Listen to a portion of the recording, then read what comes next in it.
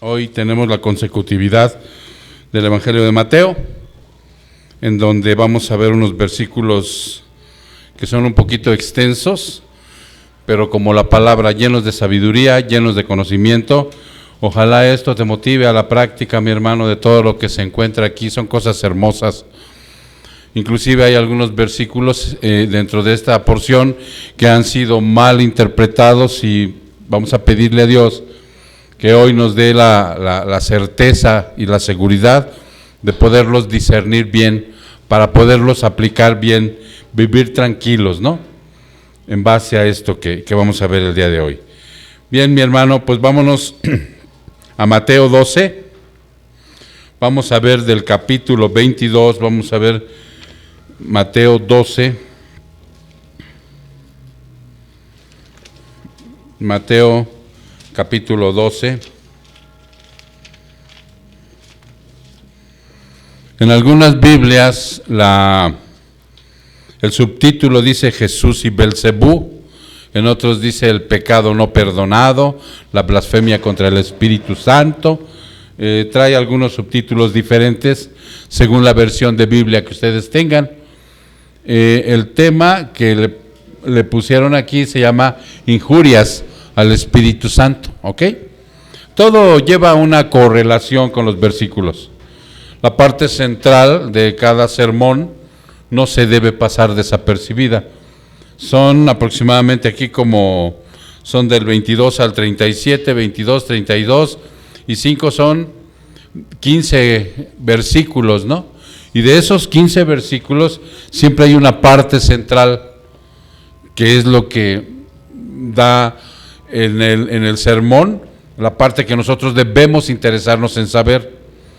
Esa parte central es que nuestras palabras, todo lo que decimos, todo lo que hablamos, conforme vamos siendo regenerados por el Espíritu Santo, son las que van a dar un testimonio. Nuestras palabras, lo que sale de nuestra boca, lo que sale de nuestro corazón, o sea, es lo que va a dar un testimonio si somos salvos o no. ¿Ok? Esa es la parte central. De ahí vamos a ver muchas cosas. Así que, mis hermanos, vámonos a el versículo 22.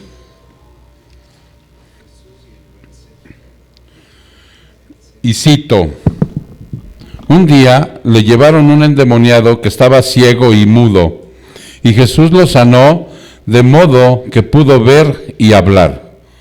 Toda la gente se quedó asombrada y decía: ¿no será este el hijo de David? Pero al oírlos los fariseos dijeron: este no expulsa a los demonios, sino por medio de Belcebú, príncipe de los demonios. Jesús conocía sus pensamientos y les dijo: todo reino dividido contra sí mismo quedará asolado, y toda ciudad o familia dividida contra sí misma no se mantendrá en pie. Si Satanás expulsa a Satanás, está dividido contra sí mismo. ¿Cómo puede entonces mantenerse en pie su reino? Ahora bien, si yo expulso a los demonios por medio de Belcebú, los seguidores de ustedes, por medio de quien los expulsan, por eso ellos mismos los juzgarán a ustedes. En cambio, si expulso a los demonios por medio del Espíritu de Dios, eso significa que el reino de Dios ha llegado a ustedes. ¿O cómo puede entrar alguien en la casa de un hombre fuerte y arrebatarle sus bienes, a menos que primero lo ate? Solo entonces podrá robar su casa. El que no está de mi parte está contra mí, y el que conmigo no recoge, esparce. Por eso les digo que todo se les podrá perdonar. Por eso les digo que a todos se les podrá perdonar todo pecado y toda blasfemia, pero la blasfemia contra el Espíritu no se le perdonará a nadie. A cualquiera que pronuncie alguna palabra contra el Hijo del Hombre, se le perdonará. Alguna palabra contra el Hijo del Hombre, se le perdonará. Pero el que hable contra el Espíritu Santo no tendrá perdón ni en este mundo ni en el venidero. Si tienen un buen árbol, su fruto es bueno. Si tienen un mal árbol, su fruto es malo. Al árbol se le reconoce por su fruto. Camada de víboras, ¿cómo pueden ustedes que son malos decir algo bueno? De la abundancia del corazón habla la boca. El que es bueno, de la bondad que atesora el corazón, saca el bien. Pero el que es malo, de su maldad saca el mal. Por eso yo les digo que en el día del juicio todos tendrán que dar cuenta de toda palabra ociosa que hayan pronunciado, porque por tus palabras se te absolverá y por tus palabras se te condenará. Vamos a orar. Padre, una porción larga, preciosa, eterna, profunda, Señor.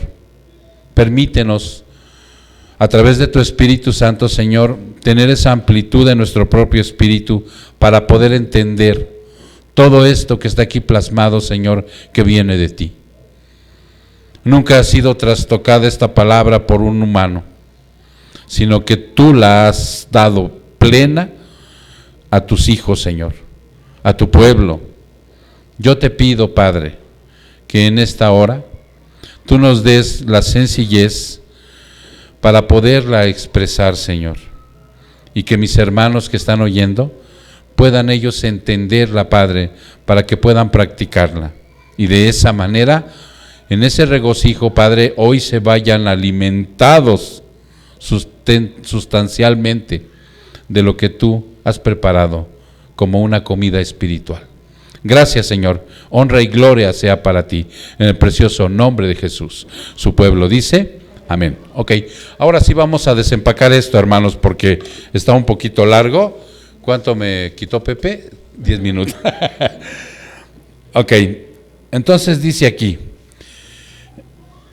este hombre al cual estamos viendo en el versículo 22 tenía 3 adversidades, ¿se dan cuenta? Si se alcanzan a dar cuenta en el versículo, tenía 3 adversidades que lo separaban de Dios. 1, estaba endemoniado. 2, estaba ciego. Y 3, estaba mudo. Probablemente había una cuarta, no sé si lo alcanzan a distinguir, porque dicen los científicos, los médicos, que casi todo mudo es sordo, ¿no? Casi todo mudo es sordo. Entonces probablemente eran 4, era sordomudo, pero eso no lo dice la palabra. Entonces contamos que sean 3, probablemente también era sordo. Esto deja claro aquí, hermanos, a través de lo que dice este versículo, que Jesús lo sana. Ustedes pueden darse cuenta de lo portentoso que en ese momento era, que a este hombre le conocía a la mayor parte de los que estaban ahí, y algunos eran sus vecinos. Tú conoces vecinos de toda una vida, ¿verdad? Y sabes sus características, y saben las tuyas, y que de buenas a primeras sepan que ese hombre ya ni estaba endemoniado, ni estaba sordo, ni estaba mudo. Fue portentoso el milagro. Pero aquí Jesús deja clara la autoridad. ¿Sobre qué? Sobre el mundo espiritual, hermano, pero también sobre el mundo material. ¿Sí se dan cuenta? Él está estableciendo en ese momento, para empezar este sermón, que Él tiene la autoridad sobre esos 2 mundos. Ok, esto es un milagro realizado en el versículo 23. En el versículo 22, hermano, en el versículo 23, dice, toda la gente se quedó asombrada. Obvio, toda la gente dijo, ¿cómo? ¿Cómo? ¿De qué manera? O sea, nosotros a veces nos quedamos asombrados por algún evento. Ya casi no vemos milagros. ¿Por qué, hermano? Porque ya no son necesarios para nosotros. Pero ¿te has preguntado por qué? ¿Te has preguntado? Porque en algunas iglesias le piden y le ruegan al Señor en oración que haya milagros, que haya prodigios, para que la gente crea. Y ahí hay un error muy grande. Por eso yo te pregunto el día de hoy, ¿tú sabes por qué hoy Dios ya cesó muchos milagros, muchos prodigios y muchas señales? No es que no los haga, sí los sigue haciendo, pero ya no son como en aquel entonces. ¿Te has preguntado por qué? ¿Has aseverado en tu corazón que realmente ya no es necesario ver aquí a alguien que viene paralítico y el Señor lo levante para que yo crea? ¿Te has preguntado por qué? Simple y sencillamente, hermano, porque hoy tenemos toda la revelación de Dios terminada, de principio a fin. El canon de la Biblia está terminado. Y por esa razón no necesitamos más milagros. Por eso por ahí hay una alabanza que dice, no necesito más milagros. El milagro más prodigioso en esta época es el nacer de nuevo. Por esa razón, hermano, nosotros hoy ya no necesitamos un milagro en la congregación, en la familia, en alguien. No, simple y sencillamente oramos porque alguien nazca de nuevo y entonces ese es el verdadero milagro para que esa persona se arrepienta, o sea, cambie. Entonces por esa razón ellos estaban asombrados, tenían un asombro grande porque el milagro era extraordinario y portentoso, y entonces ellos murmuraron en el conocimiento que tenían en ese momento, ¿no será este el hijo de David? ¿No será el que hablan las escrituras a través de lo que dice, por decir, Isaías? Vámonos a Isaías 9, 6, 7. ¿No será que este es de aquel que hablaron los profetas? Y entonces, Pepe, no seas malito, pásame mi Biblia, ¿no? Porque está muy bonita, miren, está bien, la dibujaron y todo, pero no le hallo el modo como a la mía. Vámonos a, dijimos, Isaías 9, 6 y 7, ¿sí? Este pasaje es muy conocido porque ahí Isaías habla del Señor Jesús, ¿sí? En el 6 lo conocemos perfectamente. Isaías 9, 6, 7. Y cito, ¿sí? Porque un niño nos ha nacido, un hijo se nos ha sido dado, y la soberanía reposará sobre sus hombros, y se llamará Admirable Consejero, Dios Poderoso, Padre Eterno y Príncipe de Paz, el Señor Jesucristo. ¿Sí? Pero el 7 siempre lo pasamos desapercibido. Pero la gente que está ahí, los que estaban murmurando, los que vieron el asombroso prodigio, los que dijeron, wow, ¿no? Mira, y entonces ellos, como conocían perfectamente el versículo 7, ahí se preguntaron, ¿no será este el hijo de David? Fíjense lo que dice el 7, el aumento de su soberanía y de la paz no tendrá fin sobre el trono de David y sobre su reino, para afianzarlo y sostenerlo con el derecho y la justicia. Desde entonces y para siempre el celo del Señor de los ejércitos hará esto. Ese niño, ese poderoso rey, ese soberano Dios, ese que está anunciando el versículo 6, venía de David. Y entonces ellos lo conocían, por eso preguntan, ¿no será este el hijo de David? ¿Sí se entiende cómo dice el versículo? El versículo, estamos en Mateo, ¿verdad? Mateo 12. Ok, déjenme llegar ahí porque...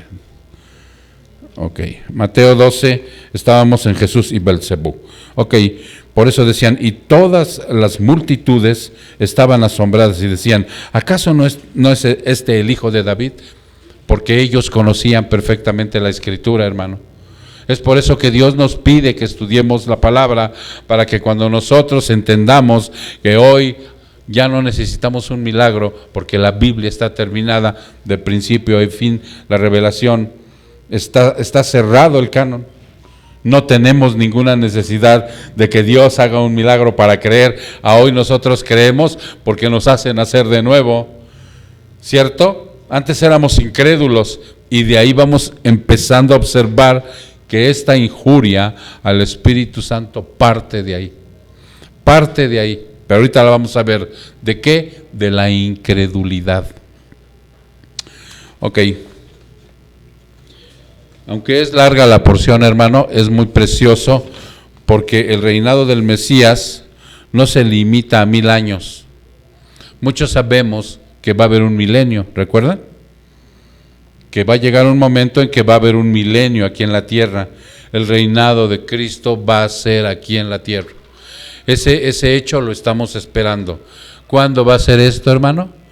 Ustedes tienen que tener ya bien detallado cuando termine la tribulación aquí en la tierra, o sea, regresa el Señor a reinar. Y por eso decíamos hace rato y cantábamos, ¿qué cantábamos? Viene un rey a reinar con los suyos y tú vas a estar ahí. Si tú en este momento ya eres un hijo de Dios, tú vas a estar ahí. Tú vas a estar reinando con Él.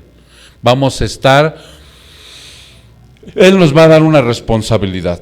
No sabemos cuál sea. Hemos estudiado la Biblia y no hay algo claro en donde diga, según tus obras, según lo que hayas hecho, tú vas a ser el gobernante de tal parcela de la tierra. No lo dice, pero que dice que vamos a reinar con Él, claro que sí. En ese tiempo nacerá gente que va a necesitar salvación. Y por esa razón, hermano, nosotros vamos ya, es más, ¿cómo vamos a estar en ese momento aquí en el milenio? ¿Alguien sabe? Pregunto. Con un cuerpo glorificado. ¿Sí? Con ese cuerpo que estamos ansiando tanto, libre de pecado.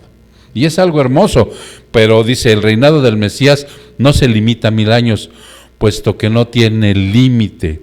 Él nos gobernará durante toda la eternidad. Dios hizo un pacto con el rey David y el Señor de los ejércitos cumplirá esa palabra. Por eso es muy claro en el versículo 23, ¿no? Ellos se quedan asombrados.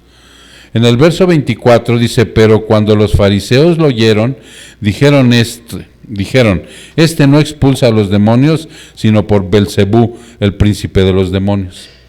La autoridad de nuestro Señor es puesta en duda. ¿Por quién? Por los fariseos, los judaizantes, la gente que no cree en Jesús, la gente que rechaza a Jesús. ¿Sí? Es puesta en duda la autoridad. Dice, por los judíos fariseos, para rechazar la promesa de Dios de Él ser el Mesías. Lo rebajaron de descendiente de rey a príncipe de los demonios. ¿Se dan cuenta? ¿Se dan cuenta cómo lo sobajaron al Señor?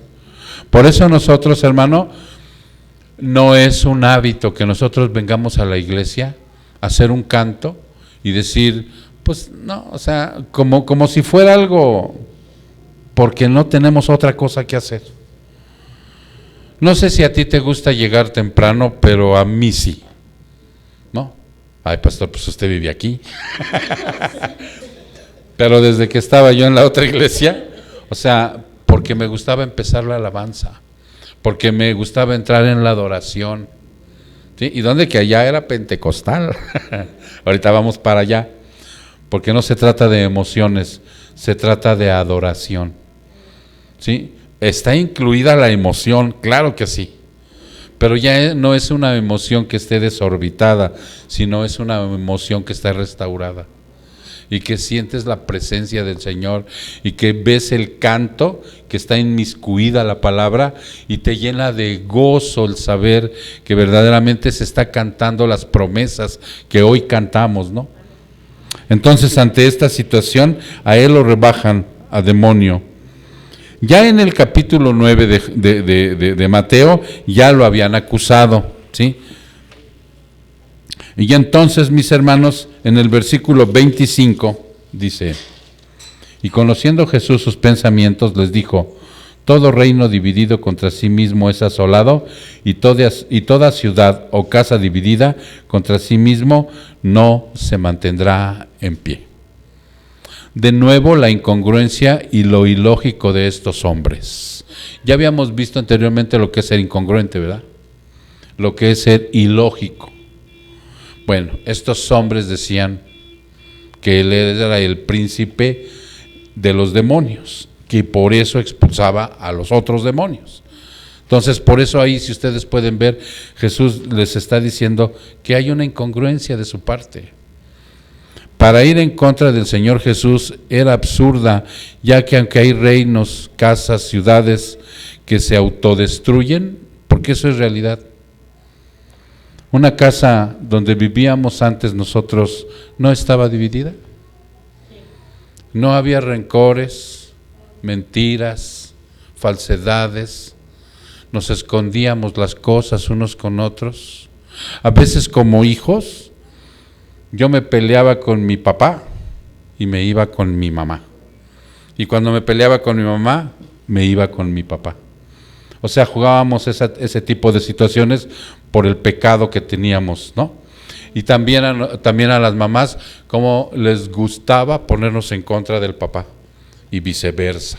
Entonces, una casa que está dividida, igual los reinos están divididos, las ciudades están divididos, ¿sí? Pero en este contexto Jesús le está diciendo, pero el reino de las tinieblas, no, es un reino muy organizado. Los demonios están bien organizados, hermano. Es un reino que alguna vez daremos un estudio cómo se mueve y cómo se maneja. De hecho, ya lo hemos hecho en alguna parte donde hemos hablado del infierno. Es un reino que está bien organizado. Y aunque hoy en la actualidad Satanás, fíjate bien lo que hace, ¿eh? Fíjate bien lo que hace Satanás. Hoy en la actualidad, hoy en este momento, engaña a muchas sectas y falsas religiones, se disfraza de ángel de luz. ¿Cierto? Y tú puedes ver en una congregación cómo él, disfrazado de ángel de luz, engaña a aquellos que son ignorantes. Y se quedan así con el ojo cuadrado aquellos supuestos seguidores de Jesús. ¿Qué está haciendo Satanás disfrazado de ángel de luz? Está haciendo un milagro, está haciendo un prodigio, está haciendo un exorcismo, está expulsando. ¿Nunca te pasó que te pasaron al frente y te decían, liberen a este, libérenlo porque está bien endemoniado? Y había gente que se caía y se retorcía, y que entonces después se levantaba liberado y le daban gracias a Dios. Por eso yo les decía anteriormente, hermano, que en esta enseñanza, ¿sí? Del versículo 25, dice que cuando conoce nuestros pensamientos Jesús, nos dice que todo reino dividido contra sí mismo es asolado. Todo reino dividido es asolado. No tiene paz, no tiene tranquilidad, es engaño tras engaño. Por eso nosotros, hermano, ahora que venimos las familias enteras, debemos esforzarnos por tener dentro de las casas una familia integrada y que todos vayan en unidad, porque con uno que esté en desunión empieza a haber problemas, hermano. Es como el famoso yugo desigual. ¿Ya se entendió? Ok, entonces dice aquí, Satanás se disfraza de ángel de luz, y no es un invento. Vean lo que dice 2 de Corintios 11:14. 2 de Corintios 11:14. 2 de Corintios 11:14. ¿Ya estás ahí? Fíjate bien, te lo voy a leer un poquito más arriba porque el contexto está hablando de falsos maestros. Ok, te voy a leer desde el versículo 10. Como la verdad de Cristo está en mí, este gloriarme no se me impedirá en las regiones de Acaya. ¿Por qué? Porque no es amor, Dios lo sabe, pero lo que hago continuaré haciéndolo a fin de privar de oportunidad a aquellos que desean una oportunidad de ser considerados iguales a nosotros en aquellos que se glorían. ¿Por qué los tales son falsos apóstoles? Fíjate bien, una parte desde el primer siglo está anunciando Jesús que va a haber falsos apóstoles. ¿Cuántos conoces tú? Yo conozco a varios. En las redes sociales, en las iglesias, conocidos así de ¿cómo estás, apóstol? Hay falsos apóstoles. Uno de los falsos apóstoles más renombrados en este momento está en la cárcel acusado de pederasta, el de la luz del mundo. Ese es un falso apóstol y está acusado y está metido en la cárcel. Entonces dice aquí, falsos apóstoles. ¿Qué es un obrero fraudulento? ¿Qué se imaginan que es un obrero fraudulento? Es aquel, fíjate bien, que está en una fábrica y está sacando todo el material que puede, a escondidas, se lo roba. Exactamente, que está haciendo tranzas. que está llevándose las cosas de donde está trabajando, donde le están proveyendo para su ganancia. Ese es un obrero fraudulento. Ahora, si lo comparas con alguien de la iglesia, pues imagínate, ¿no? ¿Quién es? Es aquel que sigue la mentira del falso apóstol, es aquel que la alimenta, es aquel que engaña a los demás también, es aquel que roba, que se disfrazan como apóstoles de Cristo, ¿ok? Se está hablando del ser humano. Y no es de extrañar, dice, ¿cómo? Si tú ves este tipo de cosas, dice, no te extrañe, ¿por qué? Y te da el contexto. Pues Satanás se disfraza como ángel de luz. Se va a presentar en la congregación, va a realizar un milagro, va a realizar un prodigio y te va a engañar.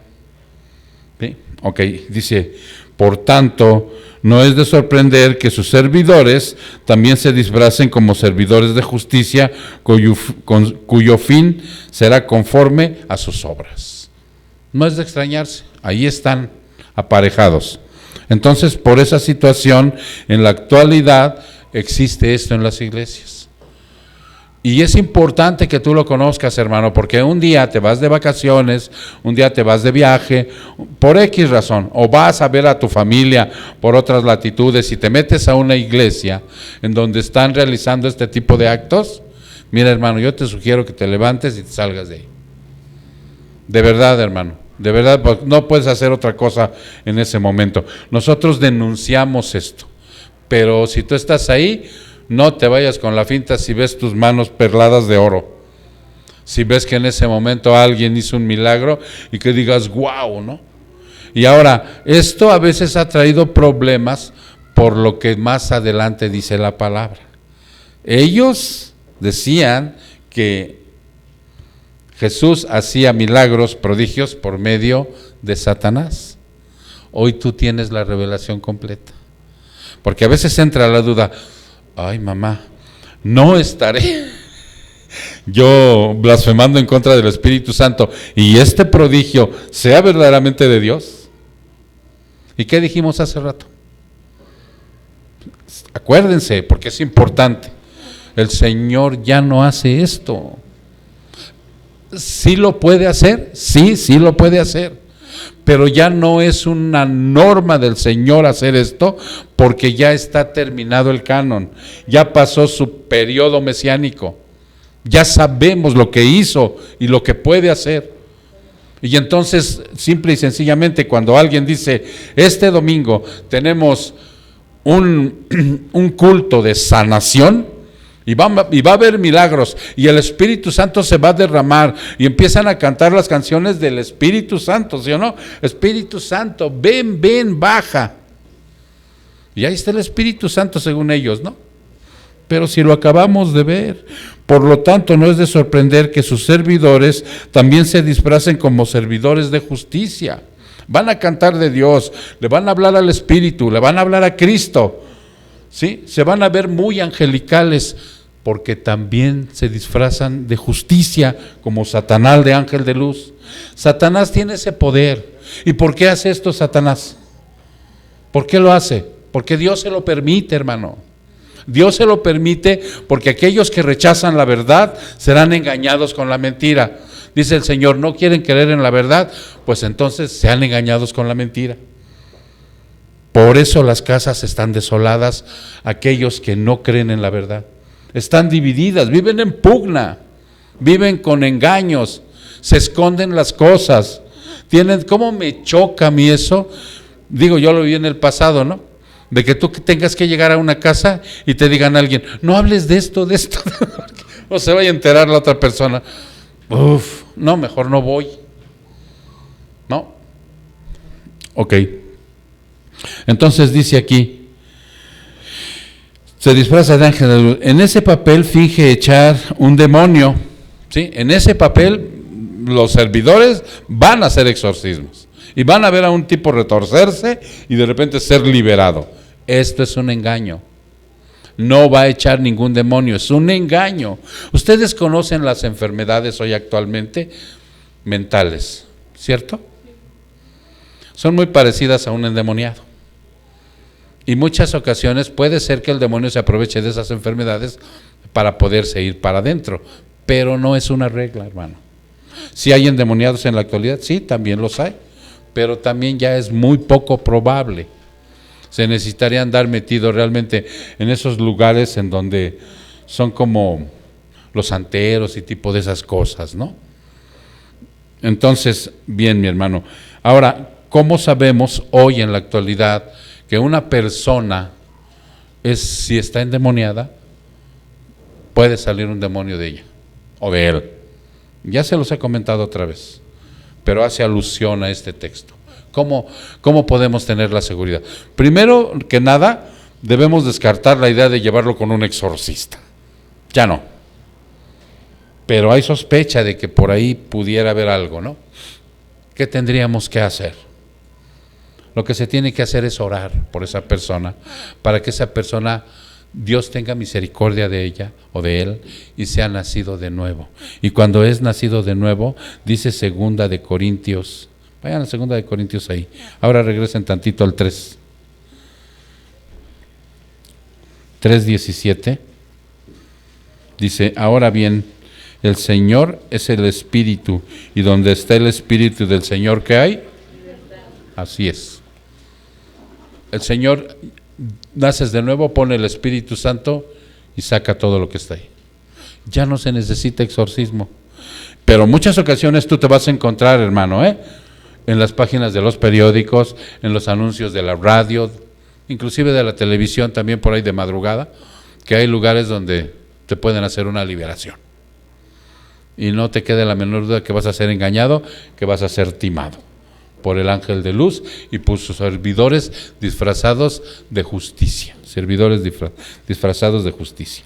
¿Ok? Entonces en el verso 27, hermano, vamos a regresar a Mateo. Vamos en el verso 27. Porque dice el 26, y si Satanás expulsa a Satanás, está dividido contra sí mismo. ¿Cómo puede mantenerse en pie su reino? Pues a través del engaño, ya lo vimos, ¿no? 27, dice, y si yo expulso a los demonios por Belcebú, ¿por quién los expulsan vuestros hijos? Por tanto ellos serán vuestros jueces. Algunos de los seguidores de los fariseos operaban como exorcistas utilizando ritos, conjuros y diversas actividades sectáricas. ¿Quiénes eran los hijos de estos judíos? ¿Quiénes eran? Dice que aquí sus hijos, los de la generación de ellos, los pasados, ¿sí? Y en la actualidad, en Hechos 19, vámonos a Hechos 19. En la actualidad que ellos estaban viviendo en Hechos 19, hay una experiencia para que ustedes vean en el capítulo 3, en el versículo 13 y 14, que dice, ¿ya están ahí?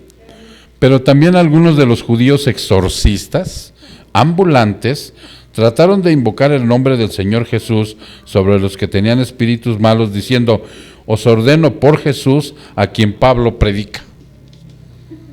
¿Ya se entendió? Sí se ve claramente por qué Jesús les está diciendo en el versículo 27, si yo expulso a los demonios por Belcebú, ¿por quién los expulsan sus hijos? Judíos, ¿sí? Y ellos se quedan así, porque ellos sabían perfectamente que estos exorcistas ambulantes también utilizaban el nombre de ¿quién? De Jesús. Dice, ¿por quién los expulsan ellos? Entonces aquí, hermano, ellos se adjudicaron el nombre de hijos de las tinieblas. ¿Por qué? Fíjense bien, estábamos en el 13, no leímos el 14, vamos al 14.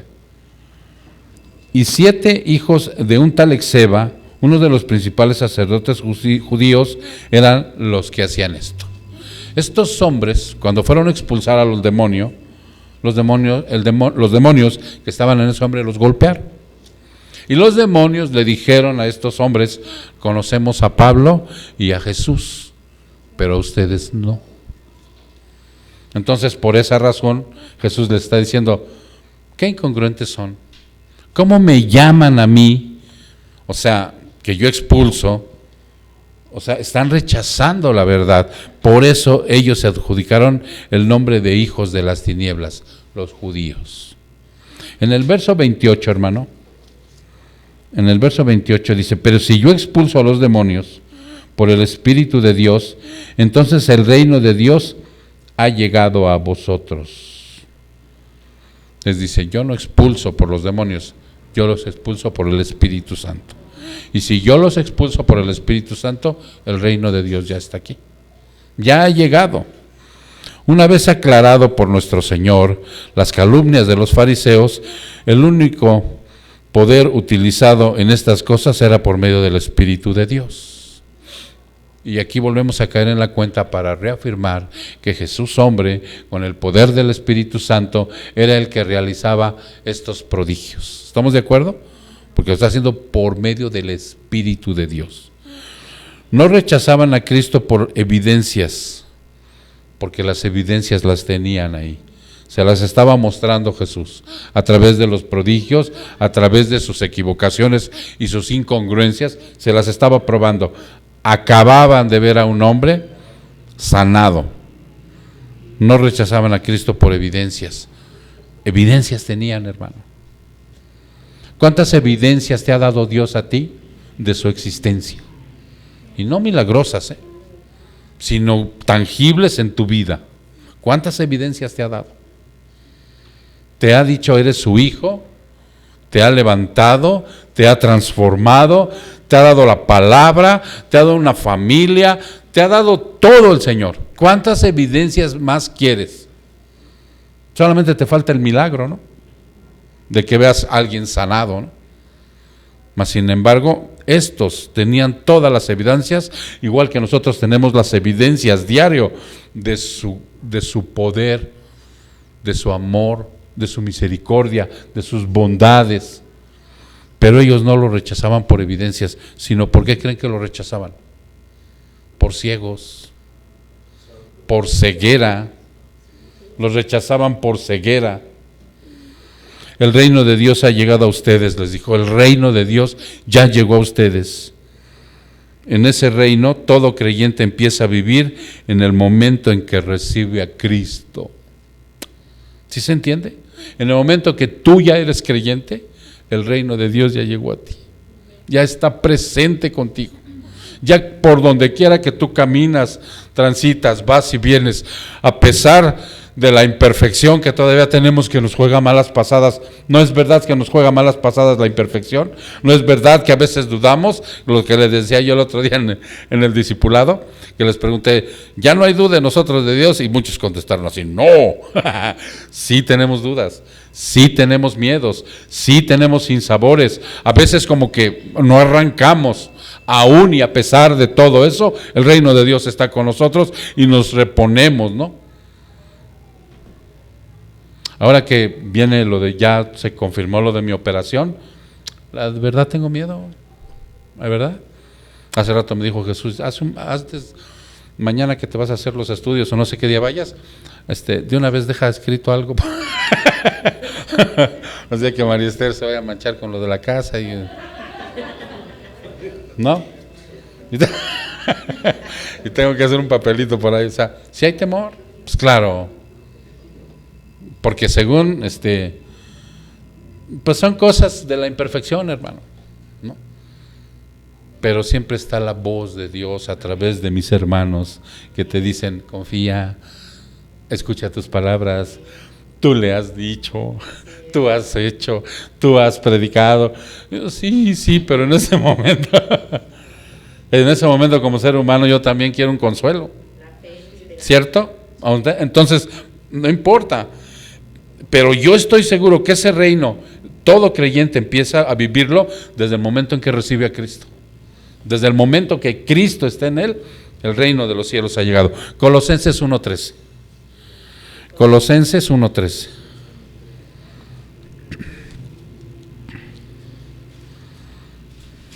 Colosenses.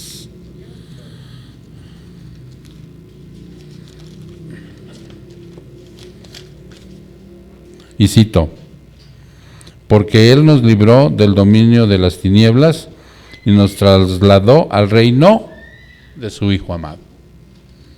En el momento en que tú naces de nuevo, te quita la condenación. Te la arranca así de tajo, ¡pum! Y entras. Colosenses 1:13. Repito, porque Él nos libró del dominio de las tinieblas. Vivíamos en ceguera, vivíamos mal, vivíamos condenados, que era lo peor. Pero en el momento en que te quita de ahí, te mete en el reino, así automáticamente. Y tienes que creer en eso, porque la vida no es fácil, hermano, porque la vida tiene pruebas, la vida tiene altas y bajas, la vida tiene enfermedades, la vida tiene decesos de familiares, la vida tiene muchas cosas que nos van a meter en dificultades. Pero si sabes que ya estás en el reino de Dios, no hay problema. ¿Ok? 5 es Colosenses 1:13. Ok, regresemos a Mateo, en el versículo 29. ¿O cómo puede entrar en la casa de un hombre fuerte y saquear sus bienes si primero no lo ata y entonces saqueará su casa? Y ahí volvemos al famoso error de atar al hombre fuerte. Y ahí están atando al demonio. Y ato y desato y quién sabe cuántos mecates necesitan para... ¿No? Pues ese es un error. Está mal enfocado, exactamente, Lulú. Está mal discernido, está mal entendido y sobre todo peor practicado. Entonces, la oposición de Cristo a la actividad de Satanás era tan clara al libertar a los poseídos. ¿Cierto? Él, al estar libertando a un endemoniado, era tan clara la oposición que Cristo tenía sobre el reino de las tinieblas y además la autoridad que ejercía sobre ellos, que la ceguera de los fariseos se los impedía ver. El Señor ilustra el poder que tiene sobre el reino de las tinieblas sobre un aspecto de metáfora, la de un ladrón que entra a robar a una casa y llevarse los bienes. Eso es lo que está diciendo el Señor. Fíjense bien, 29. ¿O cómo puede alguien entrar en la casa de un hombre fuerte y saquear sus bienes si primero no lo ata? O sea, la metáfora que está diciendo Jesús es de un ladrón que entra a una casa y se va a llevar los bienes. ¿Cuáles bienes? Pues las pantallas, el refrigerador está muy difícil que se lo lleve cargando, pero agarra la laptop lo más que puede, ¿no? Pum, pum, pum. Si tiene chance, sí la saquea y se lleva todo, ¿no? Esa es la metáfora que está haciendo Jesús. ¿Cómo? Dice, llevarse los bienes atando, triunfando, aniquilando al hombre fuerte de esa morada. ¿Quién es el dueño de esa morada en ese momento? ¿Quién es el dueño de tu vida en ese momento? Pues Satanás. Por eso Jesús es muy claro, el que, más adelante lo vamos a ver, el que no está conmigo, está contra mí. ¿Sí? Desparrama, exactamente. El que no recoge conmigo desparrama. Pero en este momento les está diciendo, ¿ya se dieron cuenta o no se dan cuenta? Dice, si primero no lo ata y entonces saquea su casa.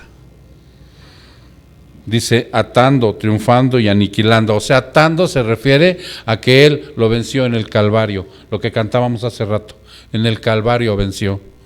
Por eso cuando yo veo las canciones, y yo ya preparé el sermón, digo, ¿ya para qué predico? ¿No? Porque cuando Él está atando al hombre fuerte, lo está venciendo, lo aniquiló, lo hizo papilla, le quitó el poder sobre nosotros, le quitó el poder del universo, le quitó todo a Satanás. Está vencido, no hay por qué tenerle miedo. Ya no ustedes que se despierten en la noche y le digan, te reprendo, Satanás. No, es una pesadilla que tienes. ¿Sí? ¿Qué es lo que dice la palabra? Si por alguna situación Dios nos permitiera vivir una experiencia de esas, que el Señor te reprenda. No, yo te reprendo, te ato y te desato y fuera, y algunos hasta groserías le dicen y cosas así. No, Él ya no. Ya ni siquiera, yo me le decía ayer a María Esther anoche que estábamos poniendo el nombre del tema, me decía que de Satanás, le digo, a mí ni siquiera me gusta ponerlo ahí, o sea, en un título. No, ya no tienen injerencia sobre nosotros, de verdad, hermano. Es el Señor, Él sin el permiso de Dios no se atreve a hacer las cosas. Entonces dice aquí, el hombre fuerte de esa morada actualmente, actualmente el poder es limitado de Satanás, es limitado, está derrotado y en el futuro será aniquilado. ¿Ok? Y luego dice, el que no está conmigo, porque dice, el que no está conmigo está contra mí, y el que no recoge conmigo desparrama. ¿Ok? El que no está conmigo. Solo existen dos opciones para estar con Cristo: con Él o contra Él. No hay más. Para que no digamos, no, pero que, a ver, ¿cómo le hago, Señor, una feria? No hay. No hay. ¿Estás con Él o contra Él? No hay más. Éramos enemigos de Dios, ¿cierto? Estábamos contra Él. En Romanos 5:10, vayan a Romanos 5:10 así de rapidín.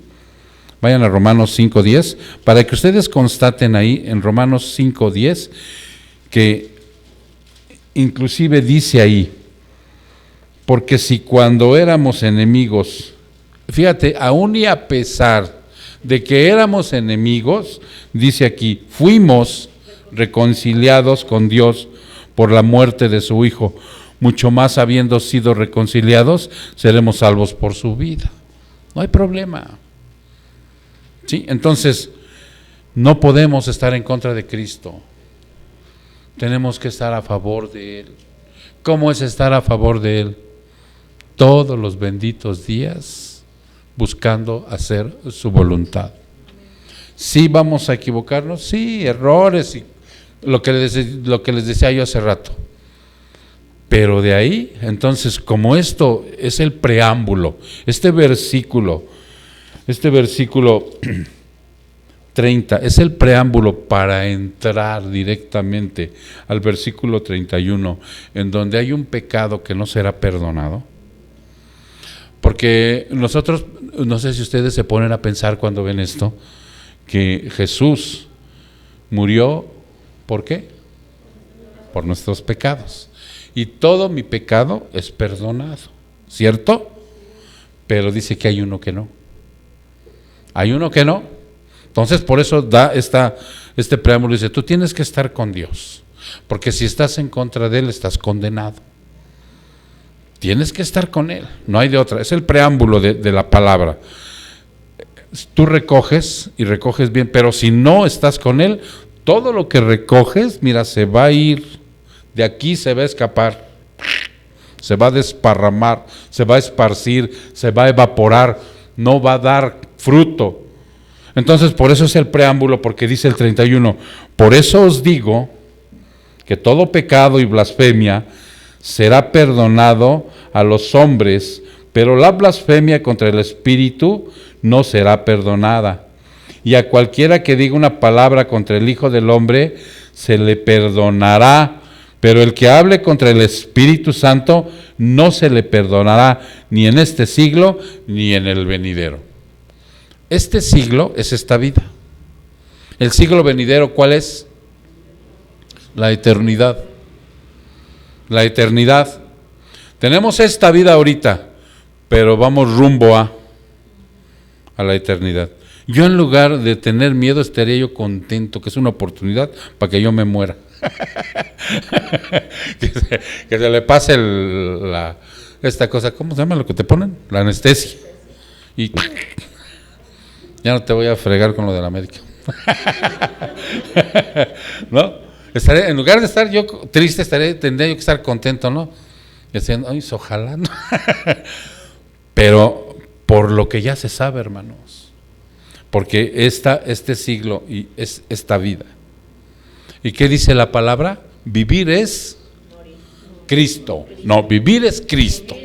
Si hoy estamos viviendo aquí, estamos viviendo para hacer la voluntad de Cristo, para pensar como Cristo, para actuar como Cristo, para ser misericordioso como Cristo, o lo más que se puede uno acercar. Vivir es Cristo y morir es ir con Cristo, de estar de frente con Él. Yo soy bien chillón, ¿verdad? A veces hasta por ver un ocaso, así me pongo a chillar, ¿no? Porque yo a veces estoy ahí sentado y estoy orando y pienso en el momento en que yo lo vea, el momento que te abrace, o que estés arrodillado a sus pies, la cosa más excelsa y esplendorosa que como seres humanos podemos esperar. No, ya no es el billete, ni el carro, ni no, ya no. Sino esa situación. Entonces, por esa razón, dice el 30, ¿no? Dice aquí, otro pasaje mal interpretado de la Biblia, ¿no? Los que vimos ahorita, que es el 31 y el 32. Son dos versos mal interpretados. Pecado, pensamiento, obras y omisiones. Eso es lo que es pecado. Todo pecado será perdonado. Todo lo que pienses, todo lo que digas, todas las obras y todo lo que no hagas en contra de Dios, si pasas a ser un nacido de nuevo, te será perdonado. Todo lo que hayas hecho, lo más ruin que hayas hecho, te será perdonado. Lo que hayas hecho en contra de Dios. Por eso está diciendo aquí. Por eso te digo que todo pecado y blasfemia será perdonado a los hombres. Todo. Miren, hermanos, cuando tú te pones a hacer a veces un acto de contrición, escuchas en un culto que todo te es perdonado. Y yo los invito a que en un acto de contrición, ustedes, sin hacer un cuarto ni quinto paso de Alcohólicos Anónimos, vayan atrás y vean todo lo que han hecho, todo lo feo que hicieron, cómo perjudicaron a los demás y cómo se perjudicaron a ustedes mismos. Y eso, si no lo has hecho y no le has dicho al Señor, perdóname, Señor, Él ya te lo perdonó. En serio, Él te hizo nacer de nuevo. Pero si hay algo por ahí que tú le quieras decir, porque a veces vienen así algunos hermanos medio angustiados y hermanas que probablemente eso no se lo perdonan. Hermano, tú, hermano, ¿tú te consideras nacido de nuevo? Sí, pastor, pues ya te lo perdonó Dios. Entonces, mira, no te preocupes. Ve, híncate y dile, Señor, aquí está mi pecado que todavía me está tosigando, tío, ¿me lo perdonaste? No le puedes decir a la persona, perdónate tú mismo. Es una tontería, nunca se te vaya a ocurrir. Ahora, ya te perdonó Dios, perdónate tú mismo. No, pues ¿cómo? Ese es del mundo, ¿no? Ese es del mundo. Perdónate a ti mismo. Te dice, no, eso no. Dile a Dios que lo que hiciste con la seguridad que Él ya te lo perdonó. Todo pecado será perdonado. En este contexto, que es la clave del versículo, blasfemia es una forma de pecado. Pero aquí representa, fíjate bien, porque dice, pero la blasfemia contra el Espíritu no será perdonada. ¿Qué es una blasfemia? Es una injuria. Es una forma de pecado, la blasfemia. Pero aquí representa un consciente rechazo a Dios. Consciente. Tú sabes quién es Dios. Tú conoces quién es Dios. Tú sabes del poder de Dios. Ellos lo sabían, los fariseos. Por eso se los está diciendo. Lo tenían plasmado en su Biblia del Antiguo Testamento. Lo estaban esperando con ansia y lo rechazaron. Conscientes. Hablar intencionalmente mal, difamarlo, insultarlo al Dios santo y verdadero. Eso es lo que, porque eso, ¿qué ocasiona eso? ¿Qué ocasiona esto que les estoy diciendo? Te lo voy a volver a repetir. Si tú actúas aquí con un consciente rechazo a Dios, hablas intencionalmente mal, lo difamas, lo insultas, etcétera, al Dios santo y verdadero, ¿cómo se llama eso? Incredulidad. Es una blasfemia. pero se llama incredulidad. No crees en Él. No crees en Él. ¿Tú quieres enmendar tu vida? Ámalo. No vengas aquí con que lo voy a hacer por mi mamá. No sirve. Lo voy a hacer por mi papá. No sirve. Lo voy a hacer por mi hijo. No sirve. No sirve. Aquí tienes que venir y amar a Dios. Eso sí sirve. Eso sí sirve. Porque lo otro es puro emocionalismo. Por eso dice aquí, por ello representa blasfemar contra el Espíritu Santo en incredulidad dispuesta a rechazar después de haber presenciado toda la existencia de Dios. ¿A qué venimos, hermano? ¿A qué vivimos todos los días de nuestra vida si no es evidenciar la existencia de Dios? Hoy en la mañana que veníamos a hacer el quehacer, que ahora están mis nuevos servidores, habían de ver cómo Pepe las se mancha con ellas, las trae así movidas. No, no es cierto. No, o sea, desde que nos levantamos y estás ahí ya a esa hora, o sea, desde que despunte el alba, desde que abres tus ojos, es tu experiencia con Dios. No le dices gracias, Señor, por una nueva vida. No importa que en ese momento, híjole, no tengo para pagar la luz. No importa. Entonces dice aquí, este siglo representa la actualidad en toda la historia humana. Cuando dice, no se les perdonará, porque es el único pecado. Si no crees, ¿cómo se te va a perdonar? Si no seríamos universalistas, ¿no? Aunque no creo en Dios, de todos modos me va a llevar al cielo. No, por eso Jesús es claro con la gente que dice, todos se van al cielo. No, el que no crea, el que me rechace, no entrará, porque es incrédulo.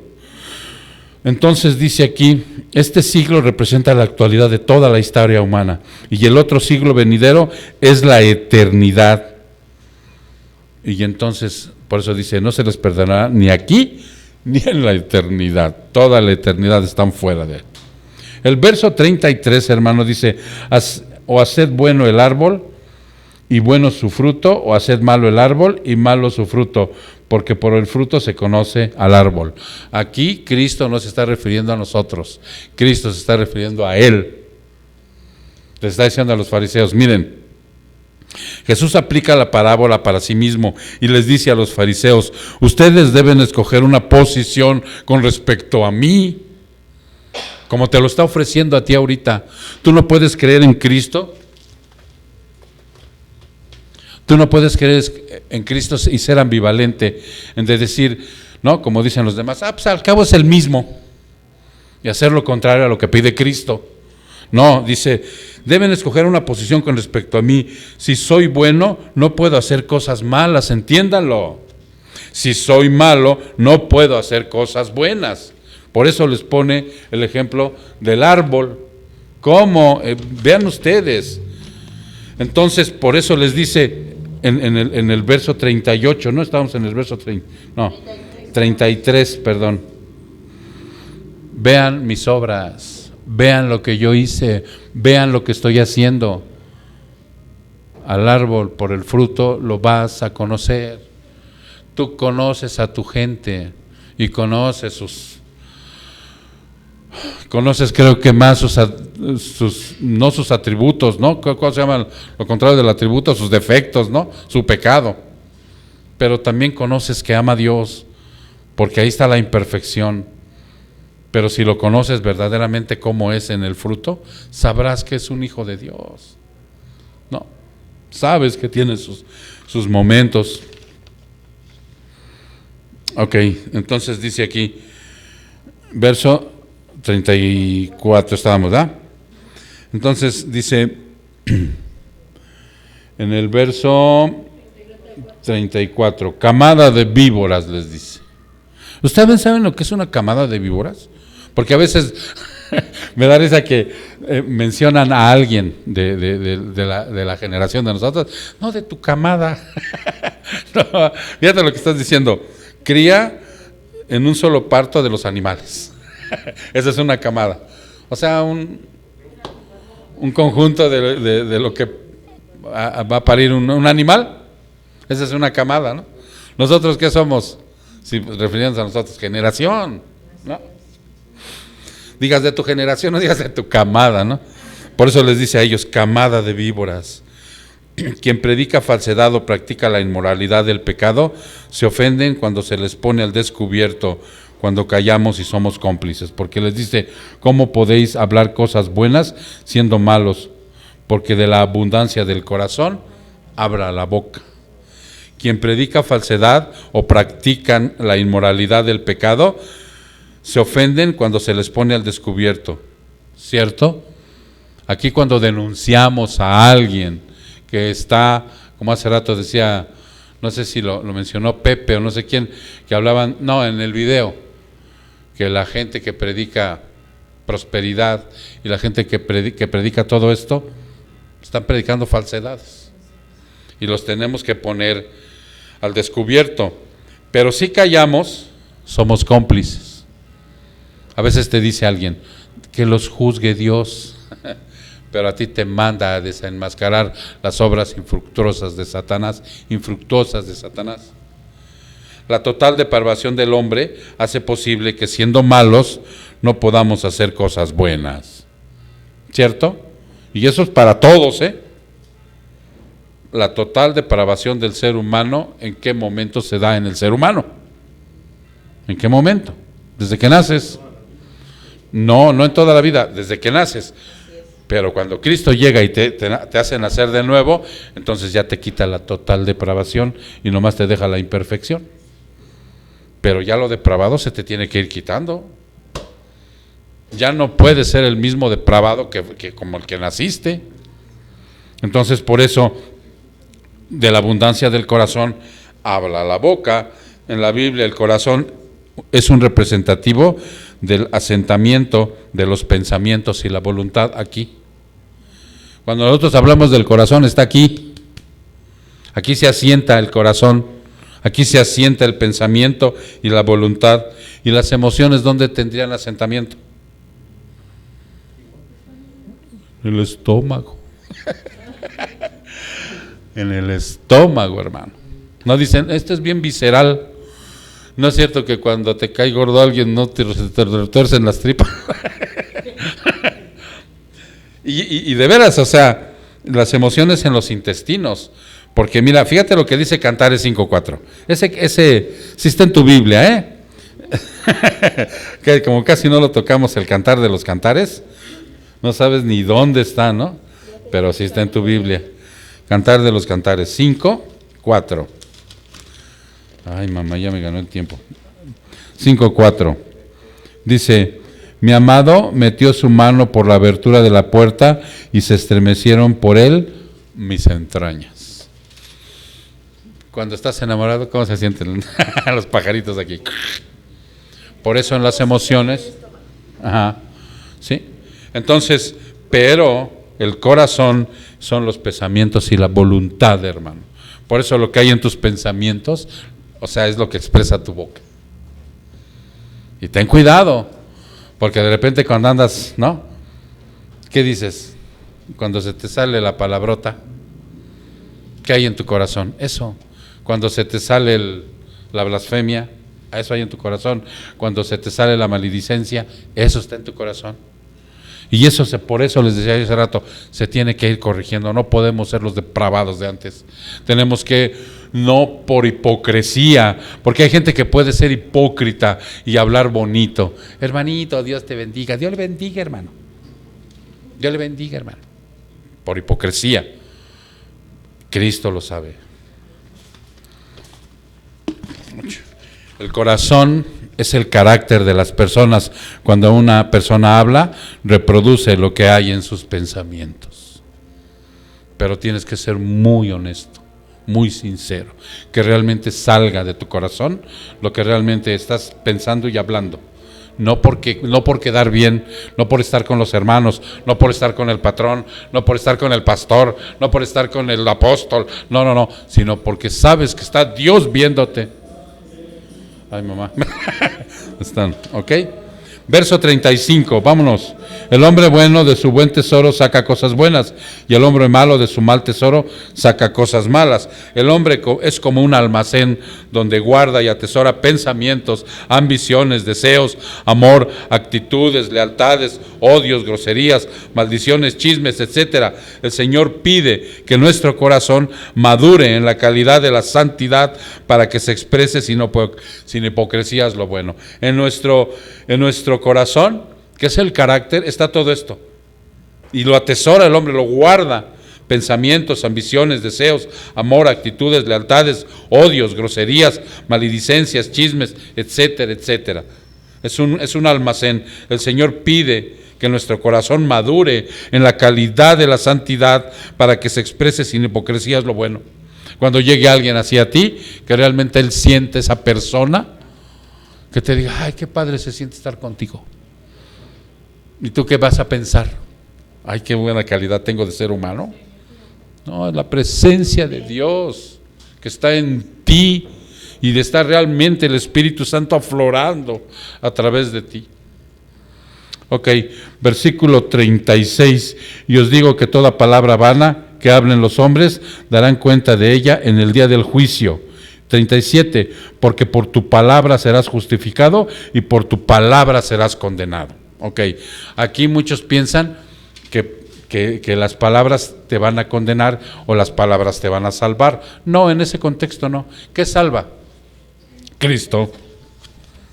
¿Ok? ¿Estamos de acuerdo? Cristo es el que salva. Entonces, dado que mis palabras indican lo que hay en el interior, van a reflejar, ¿sabes qué? Mi salvación. Mis palabras van a reflejar mi salvación. O mi condenación. Por eso lo está diciendo, hermano.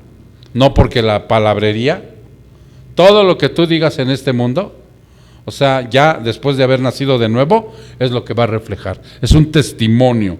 La salvación es por gracia a través de la fe en Cristo. Eso queda claro. Pero tú cuando sigues siendo mal hablado, malintencionado, lujurioso, chismoso, amarranavajas, o sea, cuando sigues siendo todo esto, estás demostrando, o sea, que realmente no eres salvo. No eres salvo. Ay, de aquí en adelante no, de aquí en adelante ve lo que sale de tu corazón, de la abundancia del corazón, habla tu boca. Y entonces cuando tú hablas, o sea, lo que es de Dios, lo que es de Cristo, lo que es la bondad, cómo tratas a tu gente, cómo tratas a tu esposa, cómo tratas a tus hijos, a mí me dicen mis hijos, hoy andas demasiado iracundo. Digo, ay Señor, perdóname. De todo, ¿no? ¿No les ha pasado? Sí. Frena, pídele perdón a Dios, dile, Señor, haz de mí, o sea, que yo se me forme tu carácter. Por eso es que te lo dice aquí al final, porque por tus palabras serás justificado y por tu palabra serás condenado.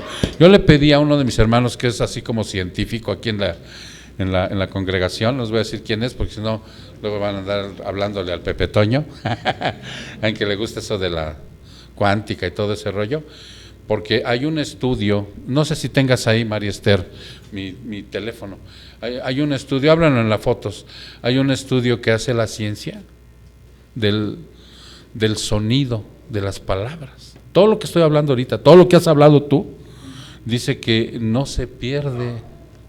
No se pierde. Y hay unos aparatos tan sensibles que pueden captar todo lo que se ha dicho a través de la historia humana. Está impresionante. Y le pedí de favor y con esto cerramos. Le pedí de favor que me lo investigara, porque yo lo estuve investigando, pues no pude. Dice, los científicos teorizan que las ondas de sonidos nunca se pierden por completo, sino que se desvanecen poco a poco, más allá de la detección. Con instrumentos suficientemente sensibles, es probable que pueda recuperarse toda palabra dicha en la historia de la humanidad. Y esto es ciencia, ¿eh?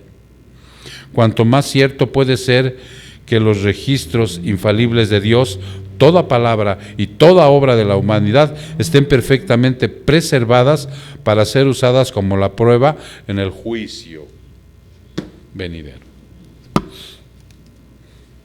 Después conseguimos los datos de esto, ¿no? Porque imagínate, si esto es verdad en la ciencia, Dios tiene todo así, que lo va a sacar en el bema o en el juicio del trono blanco. Así es. Pero se refiere precisamente a esto, no vas a ser condenado, sino que la palabra ociosa, perjudicial y todo eso, está dando un testimonio que tú no eres salvo. Que la palabra de bondad, de amor, de todo, está dando el testimonio de que eres salvo. ¿Sí? Porque ya sabemos que la salvación es por Cristo. ¿Ok? Vamos a orar, hermanos. Padre, muchas gracias, Señor, porque hoy en este día tú nos has mostrado que nuestro corazón tiene que ser diáfano y claro, Padre, no hipócrita, y que tenemos que hacer un esfuerzo, mi Dios, para poner en práctica aquello que tú nos enseñas. Tú eres un Dios, Padre, en que al hacernos nacer de nuevo, restauras nuestro corazón, pensamientos y voluntad, pero también restauras nuestras emociones, Padre. Ahí está nuestro corazón, Señor, y queremos, mi Dios, mostrarnos sin hipocresías lo que hoy realmente, el trabajo que tú has hecho con nosotros. Ayúdanos, Señor, a que cada día verdaderamente reflejemos tu carácter y tu gloria, Señor, para tu honra. Bendito seas, Padre. Te lo pedimos en el precioso nombre de Cristo Jesús. Su pueblo dice, amén.